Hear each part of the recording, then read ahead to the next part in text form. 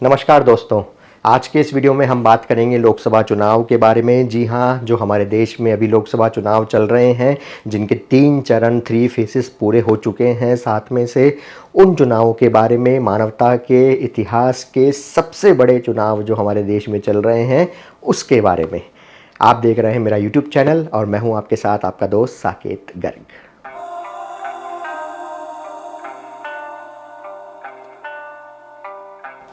कल यानी 7 मई को 11 राज्यों और केंद्र शासित प्रदेशों के 93 सीटों पे हुए चुनाव के साथ ही अब हमारे देश के लोकसभा चुनाव के आधी सीटों का सफ़र तय हो चुका है। यानी कि हमारे देश की जो 543 सीट्स पर चुनाव हो रहा है लोकसभा का, उनमें से 283 यानी 283 सीटों के ऊपर चुनाव पूरे हो चुके हैं। हालांकि अभी तक 7 फेजेस में से 7 चरणों में से केवल 3 चरणों के अंदर ही चुनाव हुए हैं, लेकिन फिर भी आधी से ज़्यादा सीटों पर चुनाव संपन्न हो चुके हैं। और ना केवल आधी से ज़्यादा सीटों पर लोकसभा चुनाव संपन्न हो चुके हैं, बल्कि इन 3 ही फेसेस के अंदर अभी तक कुल मिलाकर 19 राज्यों व केंद्र शासित प्रदेशों के अंदर भी हमारे देश के लोकसभा चुनाव वहाँ की सीटों पर संपन्न हो चुके हैं। यहाँ आपको बता दूं कि हमारे देश में कुल मिलाकर 7 फेसेस में चुनाव होने हैं, जिनमें से 3 फेसेस में चुनाव हो चुके हैं। पहले फेज पर 19 अप्रैल को 102 सीटों पर वोटिंग हुई थी। वहीं 26 अप्रैल को फेज 2 में 88 सीटों पर वोटिंग हुई थी। वहीं 7 मई को यानी कल 93 सीटों पर फेज 3 के चुनाव संपन्न हो चुके हैं। और इसी तरह कुल मिलाकर 283 सीटों पर अभी तक चुनाव संपन्न हो चुके हैं, जो हमारी कुल लोकसभा सीटों की आधी से ज़्यादा हो चुकी है अभी तक कवर। इसके बाद में फेज़ 4 के चुनाव 13 मई को 96 सीटों यानी 96 सीटों पर होंगे। वहीं फेज़ 5 के चुनाव 20 मई को 49 सीटों पर होंगे। वहीं 6th फेज़ के यानी छठे चरण के चुनाव 25 मई को 58 यानी 58 सीटों पर होंगे। और वहीं आखिरी फेज़ यानी 7वें चरण के चुनाव 1 जून को 57 सीटों पर संपन्न होंगे। और इन सभी 7 फेज़ों का मिलाकर सभी सीटों का, सभी 543 सीटों का एक साथ मिलाकर 4 जून को रिजल्ट आएगा। और साथ ही यह तय हो जाएगा कि इस बार के लोकसभा चुनाव में 18वीं लोकसभा के चुनाव में कौन जीतने वाला है। क्या मोदी सरकार हैट्रिक लगाने वाली है या फिर मोदी का विजय रथ रोकने में इंडिया अलायंस विपक्ष कामयाब हो रहा है। जैसा कि मैंने आपको वीडियो की शुरुआत में बताया कि 19 राज्यों और केंद्र शासित प्रदेशों के अंदर चुनाव संपन्न हो चुके हैं, तो अब आपको बताता हूं कि किन किन राज्यों के अंदर चुनाव संपन्न हो चुके हैं और किन किन राज्यों में अभी किन किन चरण में चुनाव होना बाकी हैं। यहाँ सबसे पहले आपको एक इंटरेस्टिंग फैक्ट बताता हूँ कि ऐसे 3 राज्य हैं जिनके अंदर सभी 7 फेसेस में टुकड़ों टुकड़ों में चुनाव होंगे। और वो 3 राज्य कौन से हैं?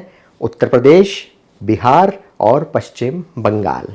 तो आइए राज्यवार देखते हैं, स्टेट वाइज देखते हैं कि किस किस स्टेट के अंदर चुनाव पूरे हो चुके हैं, किस किस स्टेट में आधी से ज़्यादा सीटों पर चुनाव होने के बावजूद भी एक भी चरण के वोटिंग नहीं हुई है और किन किन राज्यों के अंदर अभी और चरण के चुनाव बाकी हैं। सबसे पहले अगर हम बात करें उत्तर प्रदेश की, तो उत्तर प्रदेश के अंदर पूरे 7 चरणों में चुनाव होने हैं, इसलिए अभी तक वहां पर 7 में से केवल 3 चरणों पर ही चुनाव हुए हैं। पहले चरण में 8 सीट पर, दूसरे चरण में भी 8 सीट पर और तीसरे चरण में 10 सीट के ऊपर चुनाव ही हुए हैं। यहां आपको बता दूं कि उत्तर प्रदेश में कुल मिलाकर 80 सीटों पर चुनाव होने हैं। वहीं अगर अब हम बात करें राजस्थान की, तो राजस्थान की सभी 25 लोकसभा सीटों पर चुनाव संपन्न हो चुके हैं। पहले फेज में 12 सीटों पर और दूसरे फेज में 13 सीटों पर। वहीं अगर हम बात करें मध्य प्रदेश की, तो मध्य प्रदेश के अंदर कुल मिलाकर 29 लोकसभा की सीटें हैं, जिनमें से 8 सीटों पर अभी चुनाव होना बाकी है।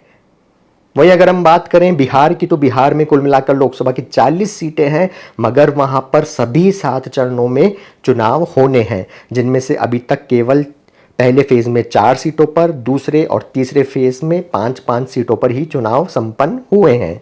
वहीं अगर हम बात करें पड़ोसी राज्य झारखंड की, तो अभी तक के तीनों चरणों में झारखंड की एक भी सीट पर चुनाव नहीं हुए हैं। झारखंड की सभी 14 सीटों पर अभी चुनाव होना बाकी है। वहीं अगर हम बात करें छत्तीसगढ़ की, तो छत्तीसगढ़ की सभी सीटों पर चुनाव संपन्न हो चुके हैं। छत्तीसगढ़ में कुल मिलाकर 11 लोकसभा की सीटें हैं। वहीं अगर हम बात करें हरियाणा की, तो हरियाणा की 10 लोकसभा सीटों पर अभी तक एक भी सीट पर चुनाव नहीं हुआ है। हरियाणा से अब चलते हैं थोड़ा और ऊपर हिमाचल की ओर, तो हिमाचल के अंदर 4 लोकसभा सीटें हैं और वहाँ पर भी अभी तक एक भी सीट पर चुनाव नहीं हुआ है। अब अगर हम बात करें दिल्ली की, तो दिल्ली के अंदर 7 लोकसभा सीटें हैं और सातों ही लोकसभा सीटों पर अभी चुनाव नहीं हुआ है।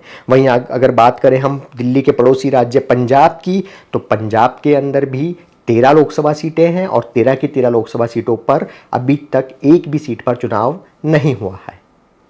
वहीं अगर हम बात करें हमारे देश के प्रधानमंत्री नरेंद्र मोदी के गृह राज्य गुजरात के बारे में, तो तीसरे चरण के चुनाव में गुजरात की सभी सीटों पर चुनाव संपन्न हो चुके हैं। गुजरात में लोकसभा की कुल मिलाकर 26 सीटें हैं। 26 में से 25 सीटों पर 7 मई को तीसरे चरण के चुनाव में चुनाव संपन्न हो गए और एक सीट बीजेपी ने पहले ही निर्विरोध रूप से जीत ली है।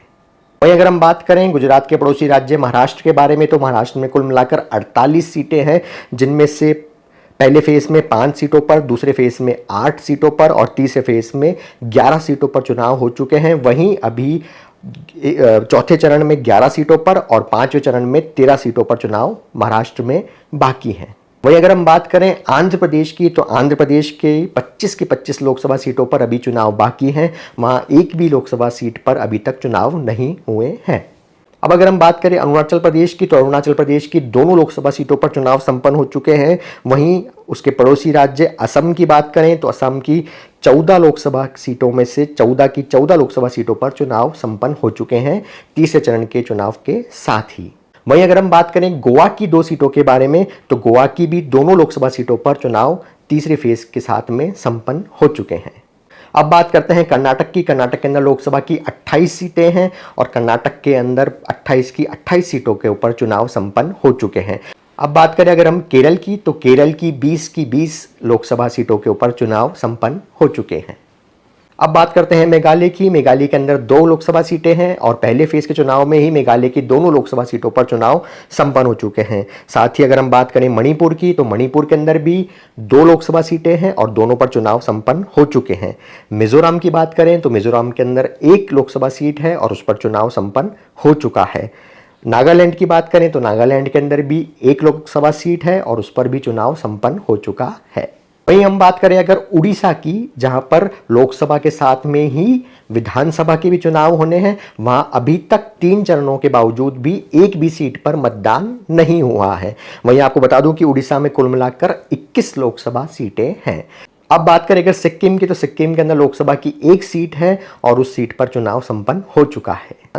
अब चलते हैं भारत के सबसे अंतिम छोर यानी तमिलनाडु में। तमिलनाडु में लोकसभा की 39 यानी 39 सीटें हैं और सभी 39 सीटों पर तमिलनाडु में चुनाव संपन्न हो चुका है। अब बात करें अगर तेलंगाना की, तो तेलंगाना में लोकसभा की 17 सीटें हैं और 17 में से एक भी सीट पर अभी तक तेलंगाना में लोकसभा का चुनाव नहीं हुआ है। 17 की 17 सीटों के लोकसभा चुनाव होना अभी बाकी है। वहीं अगर हम बात करें त्रिपुरा की, तो त्रिपुरा के अंदर लोकसभा की 2 सीटें हैं, जिनमें से दोनों की दोनों सीटों पर लोकसभा के चुनाव संपन्न हो चुके हैं, यानी त्रिपुरा में लोकसभा के चुनाव संपन्न हो चुके हैं। अब बात करें अगर देवभूमि उत्तराखंड की, तो उत्तराखंड के अंदर लोकसभा की 5 सीटें हैं और पांचों की पांचों सीटों पर लोकसभा चुनाव उत्तराखंड में संपन्न हो चुके हैं।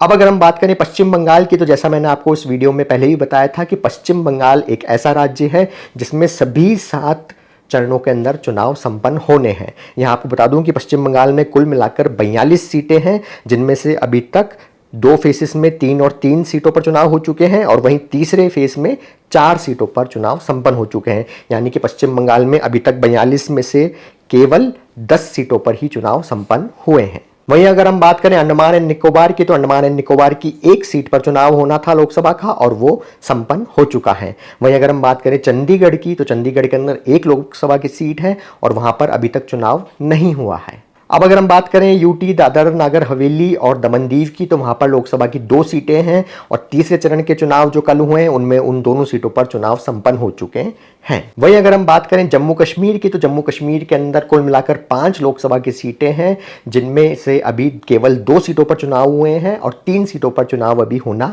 बाकी है। वहीं अगर हम बात करें जम्मू कश्मीर के ही पड़ोसी यूनियन टेरिटरी लद्दाख के बारे में, तो लद्दाख के अंदर लोकसभा की 1 सीट है और उस 1 सीट पर अभी तक चुनाव नहीं हुआ है। वहीं अगर हम बात करें पौंडीचेरी की, तो पौंडीचेरी के अंदर लोकसभा की एक सीट है और उस एक लोकसभा सीट पर चुनाव संपन्न हो चुके हैं। साथ ही अगर हम बात करें लक्षद्वीप की, तो लक्षद्वीप के अंदर भी एक लोकसभा सीट है और वहां पर भी चुनाव संपन्न हो चुके हैं। तो इस तरह 3 चरणों के चुनाव निमट चुके हैं, जिनमें पहले चरण में 102 सीटों पर चुनाव संपन्न हुए थे, दूसरे चरण में 89 सीटों पर, और कल 7 मई को तीसरे चरण में 93 सीटों पर चुनाव पूरे हो चुके हैं। वहीं अगर हम बात करें एक उस फैक्ट की जिस फैक्ट ने सब दोनों यानी सत्ता पक्ष और विपक्ष दोनों की नींद उड़ा रखी है, तो वो फैक्ट ये है कि इस बार के लोकसभा चुनाव के अंदर वोटिंग परसेंटेज, मतदान प्रतिशत लगातार घटा हुआ नजर आ रहा है। अगर हम बात करें पहले फेज के वोटिंग परसेंटेज की, तो पहले फेज के अंदर 66.14% मतदान हुआ था, वहीं दूसरे फेज के अंदर 66.71% मतदान हुआ था। और वहीं अगर हम बात करें तीसरे फेज के चुनाव की, जो कल संपन्न हुए हैं, तो कल रात को 9 बजे के डेटा के अनुसार तीसरे फेज के अंदर मात्र 65.91% ही मतदान हुआ था। तो अगर हम पुराने 2019 के लोकसभा चुनाव से इसको कंपेयर करें, तो तीनों ही फेज के अंदर वोटिंग प्रतिशत गिरा है, जो दोनों ही यानी सत्ता पक्ष और विपक्ष दोनों के लिए ही चिंता का विषय है। अगर आप चाहते हैं कि मैं इसके ऊपर वोटिंग परसेंटेज क्यों गिरा है और इससे सत्ता पक्ष और विपक्ष दोनों के मन में क्या चल रहा है, अगर इसके बारे में मैं आपके सामने एक इंटरेस्टिंग रिसर्च और मेरा ओपिनियन लेकर आऊं, तो मुझे नीचे कमेंट करके बताएं, मैं इसके ऊपर जरूर एक वीडियो बनाने की कोशिश करूंगा। तो अगर आपने ये वीडियो एंड तक देखा है, तो इसका मतलब ये है कि आपको लोकसभा के चुनाव में हमारे देश की राजनीति में अच्छा खासा और बढ़िया इंटरेस्ट है। तो कृपया करके मुझे कमेंट करके ज़रूर बताएं कि आप क्या सोचते हैं कि इस बार हमारे लोकसभा चुनाव कौन सी पार्टी, कौन सा गठबंधन जीतने वाला है। क्या मोदी सरकार हैट्रिक लगाने वाली है, या इस बार मोदी सरकार का विजय रथ रोकने में विपक्ष कामयाब होने वाला है। साथ ही आपने अगर अभी तक मेरे चैनल को सब्सक्राइब नहीं किया है, तो ऐसे ही इंटरेस्टिंग वीडियो देखने के लिए नीचे सब्सक्राइब के बटन को दबाना ना भूलें। मिलते हैं एक और इंटरेस्टिंग वीडियो में, तब तक अपना और अपनों का ध्यान रखें, बहुत खुश रहें। जय हिंद।